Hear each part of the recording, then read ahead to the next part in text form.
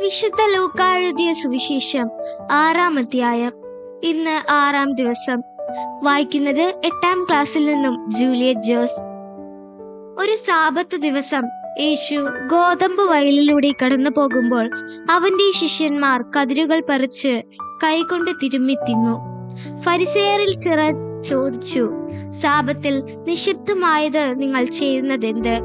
അവൻ മറുപടി പറഞ്ഞു, വിശന്നപ്പോൾ ദാവീദും അനുചരന്മാരും എന്താണ് ചെയ്തതെന്ന് നിങ്ങൾ വായിച്ചിട്ടില്ലേ? അവൻ ദേവാലയത്തിൽ പ്രവേശിച്ച് പുരോഹിതന്മാർക്കല്ലാതെ മറ്റാർക്കും ഭക്ഷിക്കാൻ അനുവാദമില്ലാത്ത കാഴ്ചയപ്പം എടുത്ത് ഭക്ഷിക്കുകയും കൂടെയുണ്ടായിരുന്നവർക്ക് കൊടുക്കുകയും ചെയ്തില്ലേ? അവൻ അവരോട് പറഞ്ഞു, മനുഷ്യപുത്രൻ സാബത്തിന്റെയും കർത്താവാണ്. മറ്റൊരു സാബത്തിൽ അവൻ ഒരു സിനഗോഗിൽ പ്രവേശിച്ച് പഠിപ്പിക്കുകയായിരുന്നു. അവിടെ വലതുകൈ ശോഷിച്ച ഒരുവൻ ഉണ്ടായിരുന്നു. നിയമജ്ഞരും ഫരിസേയരും യേശുവിൽ കുറ്റമാരോപിക്കാൻ പഴുതു നോക്കി സാബത്തിൽ അവൻ രോഗശാന്തി നൽകുമോ എന്ന് ശ്രദ്ധിച്ചുകൊണ്ടിരുന്നു. അവൻ അവരുടെ വിചാരങ്ങൾ മനസ്സിലാക്കിയിട്ട് കൈ ശോഷിച്ചവനോട് പറഞ്ഞു, എഴുന്നേറ്റ് നടുവിൽ വന്ന് നിൽക്കുക. അവൻ എഴുന്നേറ്റ് നിന്നു. യേശു അവരോട് പറഞ്ഞു, ഞാൻ നിങ്ങളോട് ചോദിക്കുന്നു, സാബത്തിൽ നന്മ ചെയ്യുന്നതോ തിന്മ ചെയ്യുന്നതോ, ജീവനെ രക്ഷിക്കുന്നതോ നശിപ്പിക്കുന്നതോ ഏതാണ് അനുവദനീയം? അവിടെ കൂടിയിരുന്ന എല്ലാവരുടെയും നേരെ നോക്കിക്കൊണ്ട് അവൻ ആ മനുഷ്യനോട് പറഞ്ഞു, കൈ നീട്ടുക. അവൻ കൈ നീട്ടി, അത് സുഖപ്പെട്ടു. അവർ രോഷാകുലരായി യേശുവിനോട് എന്താണ് ചെയ്യേണ്ടതെന്ന് പരസ്പരം ആലോചിച്ചു. ആ ദിവസങ്ങളിൽ അവൻ പ്രാർത്ഥിക്കാനായി ഒരു മലയിലേക്ക് പോയി. അവിടെ ദൈവത്തോട് പ്രാർത്ഥിച്ചുകൊണ്ട് രാത്രി മുഴുവൻ ചെലവഴിച്ചു. പ്രഭാതമായപ്പോൾ അവൻ ശിഷ്യന്മാരെ അടുത്ത് വിളിച്ച് അവരിൽ നിന്ന് 12 പേരെ തെരഞ്ഞെടുത്ത് അവർക്ക് അപ്പസ്തോലന്മാർ എന്ന് പേരു നൽകി. അവർ പത്രോസ് എന്ന് അവൻ പേരു നൽകിയ ശിമയോൻ, അവന്റെ സഹോദരനായ അന്ത്രയോസ്, യാക്കോബ്, യോഹന്നാൻ, പീലിപ്പോസ്, ബർത്തലോമിയ, മത്തായി, തോമസ്, ഹൽപ്പയുടെ പുത്രനായ യാക്കോബ്, തീവ്രവാദിയായി അറിയപ്പെട്ടിരുന്ന ശിമയോൻ, യാക്കോബിന്റെ മകനായ യൂദാസ്, ഒറ്റുകാരനായി തീർന്ന യൂദാസ് കറിയോത്ത എന്നിവരാണ്. അവൻ അവരോട് കൂടെ ഇറങ്ങി സമതലത്തിൽ വന്നു നിന്നു. ശിഷ്യന്മാരുടെ ഒരു വലിയ ഗണവും അവന്റെ വചനം ശ്രവിക്കുന്നതിനും രോഗശാന്തി നേടുന്നതിനുമായി യൂദയ, ജെറുസലേം എന്നിവിടങ്ങളിൽ നിന്നും ടയർ, സീദോൻ എന്നീ തീരപ്രദേശങ്ങളിൽ നിന്നും വന്ന വലിയ ജനസമൂഹവും അവിടെ ഒരുമിച്ചുകൂടി. അശുദ്ധാത്മാക്കളാൽ പീഡിതരായവർ സുഖപ്പെട്ടു. ജനങ്ങളെല്ലാം അവനെ ഒന്ന് സ്പർശിക്കാൻ അവസരം പാർത്തിരുന്നു. എന്തെന്നാൽ അവനിൽ നിന്ന് ശക്തി പുറപ്പെട്ട് എല്ലാവരും സുഖപ്പെട്ടിരുന്നു. അവന്റെ ശിഷ്യന്മാരുടെ നേരെ കണ്ണുകളുയർത്തി അരുൾ ചെയ്തു, ദരിദ്രരെ, നിങ്ങൾ ഭാഗ്യവാന്മാർ, ദൈവരാജ്യം നിങ്ങളുടേതാണ്. ഇപ്പോൾ വിശപ്പ് സഹിക്കുന്നവരെ, നിങ്ങൾ ഭാഗ്യവാന്മാർ, നിങ്ങൾ തൃപ്തരാക്കപ്പെടും. ഇപ്പോൾ കരയുന്നവരെ, നിങ്ങൾ ഭാഗ്യവാന്മാർ, നിങ്ങൾ ചിരിക്കും.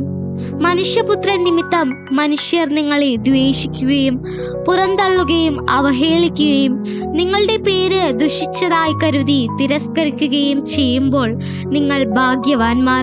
അപ്പോൾ നിങ്ങൾ ആഹ്ലാദിക്കുവിൻ, സന്തോഷിച്ച് കുതിച്ചു ചാടുവിൻ. സ്വർഗത്തിൽ നിങ്ങളുടെ പ്രതിഫലം വലുതായിരിക്കും. അവരുടെ പിതാക്കന്മാർ പ്രവാചകന്മാരോടും ഇപ്രകാരം തന്നെയാണ് പ്രവർത്തിച്ചത്. എന്നാൽ സമ്പന്നരെ, നിങ്ങൾക്ക് ദുരിതം, നിങ്ങളുടെ ആശ്വാസം നിങ്ങൾക്ക് ലഭിച്ചു കഴിഞ്ഞു. ഇപ്പോൾ സംതൃപ്തരായി കഴിയുന്നവരെ, നിങ്ങൾക്ക് ദുരിതം, നിങ്ങൾക്ക് വിശക്കും. ഇപ്പോൾ ചിരിക്കുന്നവരെ, നിങ്ങൾക്ക് ദുരിതം, നിങ്ങൾ ദുഃഖിച്ചു കരയും. മനുഷ്യരെല്ലാം നിങ്ങളെ പ്രശംസിച്ച് സംസാരിക്കുമ്പോൾ നിങ്ങൾക്ക് ദുരിതം. അവരുടെ പിതാക്കന്മാർ വ്യാജ പ്രവാചകന്മാരോടും അങ്ങനെ തന്നെ ചെയ്തു. എന്റെ വാക്ക് ശ്രവിക്കുന്ന നിങ്ങളോട് ഞാൻ പറയുന്നു, ശത്രുക്കളെ സ്നേഹിക്കുവിൻ, നിങ്ങളെ ദ്വേഷിക്കുന്നവർക്ക് നന്മ ചെയ്യുവിൻ, ശപിക്കുന്നവരെ അനുഗ്രഹിക്കുവിൻ, അധിക്ഷേപിക്കുന്നവർക്ക് വേണ്ടി പ്രാർത്ഥിക്കുവിൻ. ഒരു ചികിട്ടത്ത് അടിക്കുന്നവന് മറ്റേ ചികിട് കൂടി കാണിച്ചു കൊടുക്കുക. മേലങ്കി എടുക്കുന്നവനെ കുപ്പായം കൂടി എടുക്കുന്നതിൽ നിന്ന് തടയരുത്. നിന്നോട് ചോദിക്കുന്ന ഏതൊരുവനും കൊടുക്കുക. നിന്റെ വസ്തുക്കൾ എടുത്തുകൊണ്ട് പോകുന്നവരോട് തിരികെ ചോദിക്കരുത്. മറ്റുള്ളവർ നിങ്ങളോട് എങ്ങനെ പെരുമാറണമെന്ന് നിങ്ങൾ ആഗ്രഹിക്കുന്നുവോ അങ്ങനെ തന്നെ നിങ്ങൾ അവരോടും പെരുമാറുവിൻ. നിങ്ങളെ സ്നേഹിക്കുന്നവരെ നിങ്ങൾ സ്നേഹിക്കുന്നതിൽ എന്തു മേന്മയാണുള്ളത്? പാപികളും തങ്ങളെ സ്നേഹിക്കുന്നവളെ സ്നേഹിക്കുന്നുണ്ടല്ലോ. നിങ്ങൾക്ക് നന്മ ചെയ്യുന്നവർക്ക് നിങ്ങൾ നന്മ ചെയ്യുന്നതിൽ എന്തു മേന്മയാണുള്ളത്? പാപികളും അങ്ങനെ ചെയ്യുന്നുണ്ടല്ലോ. തിരിച്ചു കിട്ടുമെന്ന് പ്രതീക്ഷിച്ച് വായ്പ കൊടുക്കുന്നതിൽ എന്തു മേന്മയാണുള്ളത്? കൊടുത്തിടത്തോളം തിരിച്ചു കിട്ടുമെന്ന പ്രതീക്ഷയിൽ പാപികളും പാപികൾക്ക് വായ്പ കൊടുക്കുന്നില്ലേ? എന്നാൽ നിങ്ങൾ ശത്രുക്കളെ സ്നേഹിക്കുവിൻ, തിരിച്ചു കിട്ടും എന്ന് പ്രതീക്ഷിക്കാതെ മറ്റുള്ളവർക്ക് നന്മ ചെയ്യുകയും വായ്പ കൊടുക്കുകയും ചെയ്യുവിൻ. അപ്പോൾ നിങ്ങളുടെ പ്രതിഫലം വലുതായിരിക്കും. നിങ്ങൾ അത്യുന്നതന്റെ പുത്രന്മാരായിരിക്കുകയും ചെയ്യും. കാരണം അവിടുന്ന് നന്ദിഹീനരോടും ദുഷ്ടരോടും കരുണ കാണിക്കുന്നു. നിങ്ങളുടെ പിതാവ് കരുണയുള്ളവനായിരിക്കുന്നത് പോലെ നിങ്ങളും കരുണയുള്ളവരായിരിക്കുവിൻ. നിങ്ങൾ വിധിക്കരുത്, നിങ്ങളും വിധിക്കപ്പെടുകയില്ല. കുറ്റാരോപണം നടത്തരുത്, നിങ്ങളുടെ മേലും കുറ്റം ആരോപിക്കപ്പെടുകയില്ല. ക്ഷമിക്കുവിൻ, നിങ്ങളോടും ക്ഷമിക്കപ്പെടും.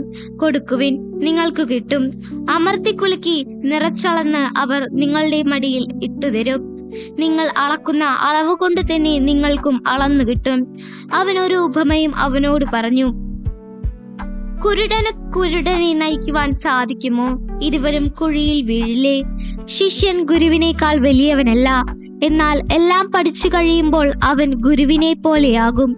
നിന്റെ സഹോദരന്റെ കണ്ണിലെ കരട് നീ കാണുകയും സ്വന്തം കണ്ണിലെ തടിക്കഷ്ണത്തെ ഗൗനിക്കാതിരിക്കുകയും ചെയ്യുന്നതെന്ത്? സ്വന്തം കണ്ണിലെ തടിക്കഷ്ണം കാണാതിരിക്കുകയും സഹോദര, നിന്റെ കണ്ണിലെ കരട് ഞാൻ എടുത്തു കളയട്ടെ എന്ന് പറയാൻ നിനക്ക് എങ്ങനെ കഴിയും? കപടനാട്യക്കാരാ, ആദ്യമേ നിന്റെ കണ്ണിലെ തടിക്കഷ്ണം എടുത്തു മാറ്റുക. അപ്പോൾ നിന്റെ സഹോദരന്റെ കണ്ണിലെ കരട് എടുത്തു കളയാൻ കഴിയത്തക്ക വിധം നിന്റെ കാഴ്ച തെളിയും. നല്ല വൃക്ഷം ശീതഫലങ്ങൾ പുറപ്പെടുവിക്കുന്നില്ല, ശീതവൃക്ഷം നല്ല ഫലങ്ങളും. ഓരോ വൃക്ഷവും ഫലം കൊണ്ട് തിരിച്ചറിയപ്പെടുന്നു. മുൾച്ചെടിയിൽ നിന്ന് അത്തിപ്പഴമോ ഞെരിഞ്ഞിലയിൽ നിന്ന് മുന്തിരിപ്പഴമോ ലഭിക്കുന്നില്ല. നല്ല മനുഷ്യൻ തന്റെ ഹൃദയത്തിലെ നല്ല നിക്ഷേപത്തിൽ നിന്ന് നന്മ പുറപ്പെടുവിക്കുന്നു. ചീത്ത മനുഷ്യർ തിന്മയിൽ നിന്ന് തിന്മ പുറപ്പെടുവിക്കുന്നു. ഹൃദയത്തിന്റെ നിറവിൽ നിന്നാണല്ലോ അധരം സംസാരിക്കുന്നത്. നിങ്ങൾ എന്നെ കർത്താവേ കർത്താവേ എന്ന് വിളിക്കുകയും ഞാൻ പറയുന്ന കാര്യങ്ങൾ പ്രവർത്തിക്കാതിരിക്കുകയും ചെയ്യുന്നത് എന്തുകൊണ്ട്? എന്റെ അടുത്ത് വന്ന് എന്റെ വചനം കേൾക്കുകയും അതനുസരിച്ച് പ്രവർത്തിക്കുകയും ചെയ്യുന്നവൻ ആർക്കു സദൃശ്യനാണെന്ന് ഞാൻ വ്യക്തമാക്കാം. ആഴത്തിൽ കുറിച്ച് പാറമേൽ അടിസ്ഥാനമിട്ട് വീട് പണിത മനുഷ്യനോട് സദൃശ്യനാണവൻ. വെള്ളപ്പൊക്കം ഉണ്ടാക്കുകയും ഒഴുക്ക് അതിന്മേൽ ആഞ്ഞടിക്കുകയും ചെയ്തു. എന്നാൽ ആ വീടിനെ ഇളക്കാൻ കഴിഞ്ഞില്ല. എന്തെന്നാൽ അത് ബലിഷ്ഠമായി പണിയപ്പെട്ടിരുന്നു. വചനം കേൾക്കുകയും എന്നാൽ അതനുസരിച്ച് പ്രവർത്തിക്കാതിരിക്കുകയും ചെയ്യുന്ന മനുഷ്യൻ ഉറപ്പില്ലാത്ത തറമേൽ വീട് പണിതവന് തുല്യൻ. ജലപ്രവാഹം അതിന്മേൽ ആഞ്ഞടിച്ചു, ഉടനെ അത് നിലം പതിച്ചു.